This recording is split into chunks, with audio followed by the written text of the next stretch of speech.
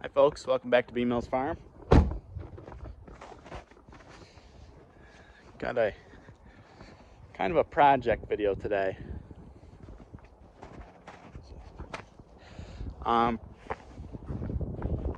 So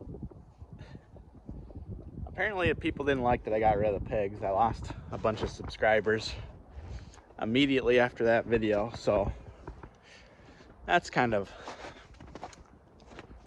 silly. But anyways, doesn't matter to me. I'm just gonna keep on plugging away and keep doing what I want to do and keep moving towards my goals. So, and like I said, the pigs are not done forever. They're just done for now until I can get a better setup for them, because it's not fun stressing about your animals 24 hours a day. So with that being said, I got a lot of work to do in the old hog barn. Now it's going to be a calf barn. Basically all I'm going to do is just unscrew the walls, make it open again, and I don't really have any money invested into it, so it's not a big deal. It's just a little bit of time. And then got to figure out if I want gates, more gates, where I want them, how I want to set it up so I can have the animals flow through. And yeah, so stick along, we'll see how it goes. It's still strange being in here without pigs or anything, but they're living on a good life, and I'll probably see pictures of Mama's first litter at some point, and I'll share that on here if he sends me pictures. Yeah, so I'll still sort of be involved in their life, but I think this setup is just going to be a lot better suited for calves primarily, because the outside wall is just really thin plywood, and it's like, I don't know, 40 years old or something. It's super delicate. I cannot believe the pigs did not go out that way through the wall. But with calves, they're not even going to try. They're not going to dig. They're not going to chew on stuff, break stuff. You know, a little wear and tear here and there, but nothing compared to pigs. And when the calves are in here, I can still work on it and not be fighting them, you know. When I was doing projects in here with the pigs in here, they're just wrecking everything you're trying to do. As you're building it, they're trying to wreck it. So just a lot easier with calves. So yeah, we'll get this. Part of this is gonna be hay storage, and then part of it is going to be set up for the longhorns and these calves over here. I don't know how much for these calves, but definitely for the longhorns, we're gonna try to halter break them. So they're gonna be tied up in here with food and water, and you know, tied up with their halter on all the time, so that we can constantly be working with them and moving them around with the halter, so that when their horns are 10 foot across, we can still manage them. At least that's the goal. So they're not going to be free roaming around in here a whole lot. They're going to be kind of tied up to their spot until they get used to the halter and we feel confident. So yeah, let the projects begin.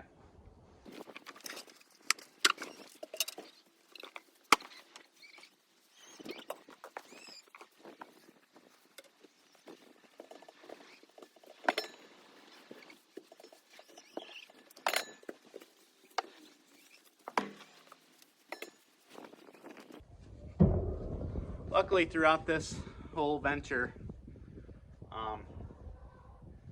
I've done a lot of things and redone a lot of things, but luckily I'm not really spending a whole lot of money. I'm kind of just using the same thing I have, just in a different way or a different setup. So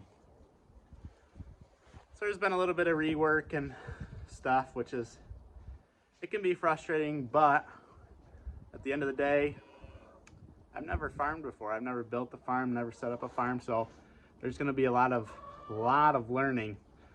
And even when I think that I have the perfect setup, I'm sure, you know, even if it's 10 years down the road, I'm sure I'm going to want to change stuff. So you just kind of live every day and learn and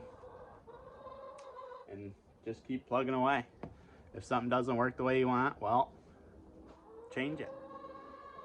It's better to change it now than when you have 100 animals on your property and then you're not happy with it. It's better to change it when your numbers are still low. So just a little word of advice.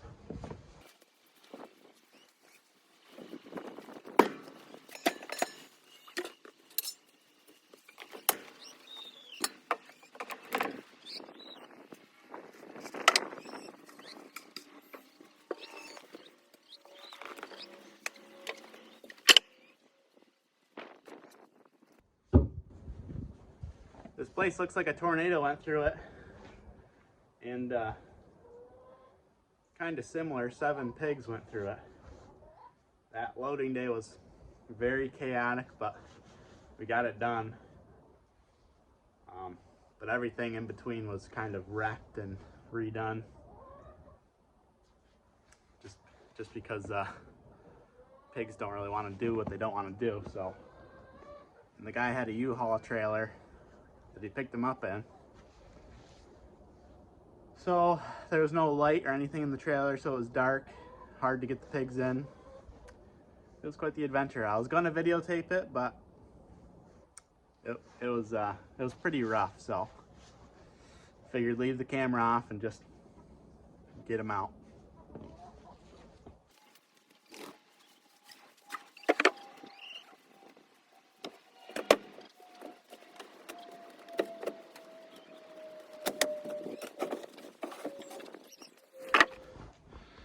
Well, on the plus side, I'm getting a good workout and I'm getting a good start on a nice compost pile for fertility on the pasture up on the hill. Got quite a bit more to clean out here in the piglet stall. Mama's, Missy and Hubert's, I don't think there's quite as much hay. I think they ate a lot more than these guys did. So, but it's gonna take a little while. That's all right. That's why I don't need a gym membership. All right, let's go get this unloaded in my new compost pile.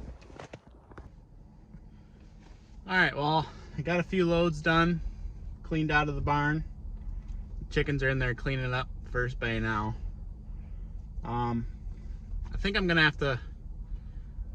probably gonna see if I can get a piece of equipment rented for next weekend, like a skid steer or something, because the pigs have that place so dug up that the center of the stall is like a foot lower than the outside edges, so it's kind of like a big bowl in there.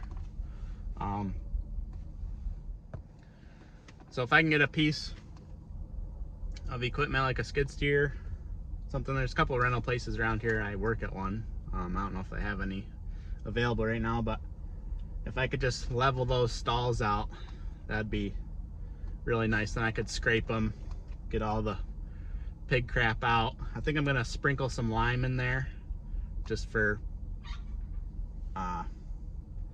just to help with the soil health that's in there, because it's just a dirt floor. Hopefully get rid of any parasites that the pigs had or whatever. Level that out, along with the addition on the side that the corral, the cow corral, kind of slopes back towards that side of the building, so it gets really wet in there. So I might just see if I can grade that real quick. It won't take long.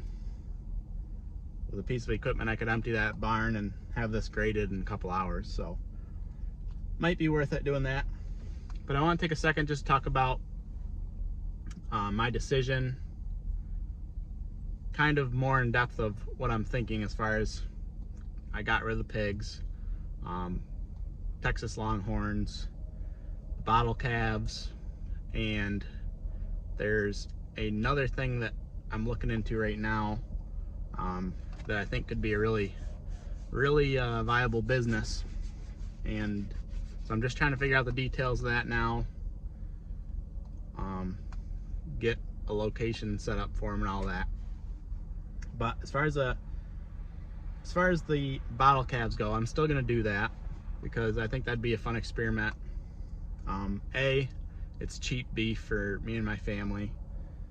B, it's just a low cost project. I'd like to, I'm gonna start going to some sale barns around here and seeing what feeder Holstein steers are going for. Because if I could buy them cheap, fatten them up for 6 months or whatever, get them fattened up, and then somebody can buy them from the sale barn to finish themselves if they're just looking for a cow or something for their family, just beef, then you know they'll already have a 6-month head start. And if I can make a little money on each animal, I won't have a lot invested at that point. If I can make a little bit on each animal, then I could just keep having a steady flow of Holstein steers coming in, fatten them up, ship them out, fatten them up, shipping them out, and just keep that rolling. And that'll be, possibly if it works, that will fund projects and all that for the longhorns, the other animals that I'm looking at. And you know, I think it'll be a fun project. I don't see why it won't work, as long as I can raise them up to that 6-month or whatever age I decide. If I can raise them cheap enough per pound that I can get a return on them. So we'll see how that goes. Worst case scenario, I'll just keep raising them for my own beef. And then the longhorns, I think an important part of being a small farm, and being a small farm that if you want to be profitable, you have to be different than everybody else. And I think longhorns are definitely different in this area. They're kind of like a novelty item, but you can still, they still have good beef. I have a bunch of their beef in the freezer from the farm that we got them from, the ranch that we got them from, and the beef's awesome so far. So A, they're cool to look at. B, you know, they kind of sell themselves. If people are driving by and they see longhorns out in the pasture, there's a good chance that they're going to pull over and take pictures. And if I catch them out there taking pictures, or maybe they just stop by the house and say, you know, what's the deal with these things, then, you know, you can possibly have a beef customer that way. And you didn't do anything. You just had the animals eating grass and they sold themselves, which I think is a realistic thing to say with these guys, because I mean, they're just cool to look at. And then there's a lot of value added things with the longhorns. Obviously they have big horns, so when you get them processed, you keep the skull and horns, and you could sell that. That's another income stream. The hide, I don't know if we'll really deal with the hide or not. It would be cool to. If there's a really good looking animal, we might do that, but I'm not sure what it costs to get it tanned and all that processed. It's probably not an easy sell if you're into it for $400 or $500, when you can buy them online for $150, $200. So you have the animal,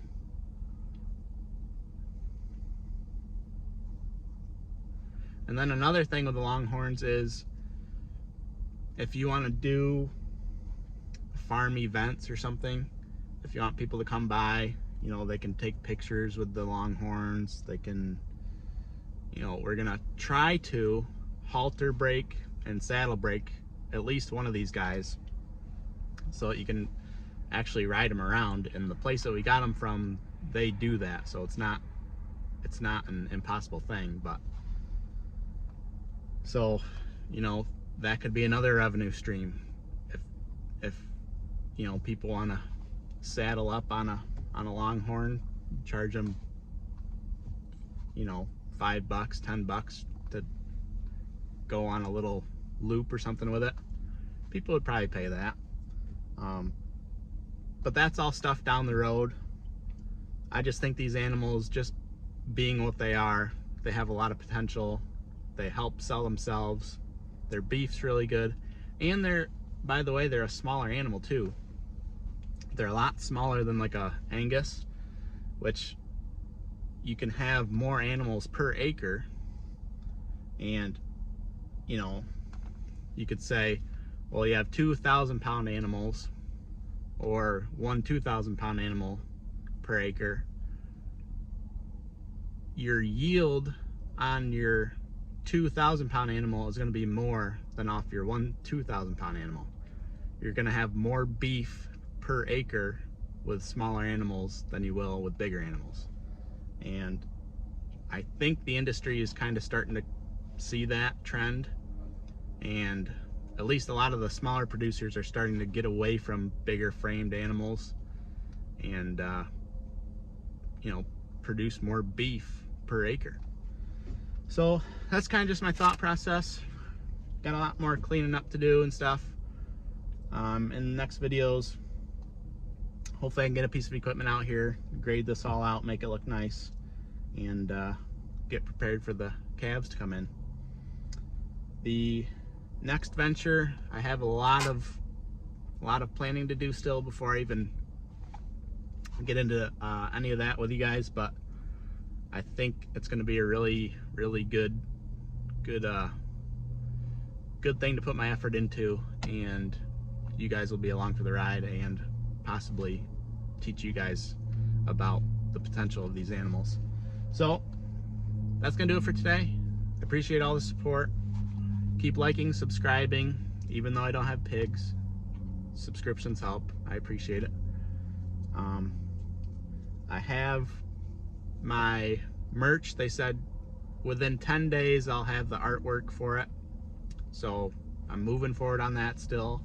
Sorry it's taken so long, but just got a lot going on around here. So until next time, keep farming. We'll see you later.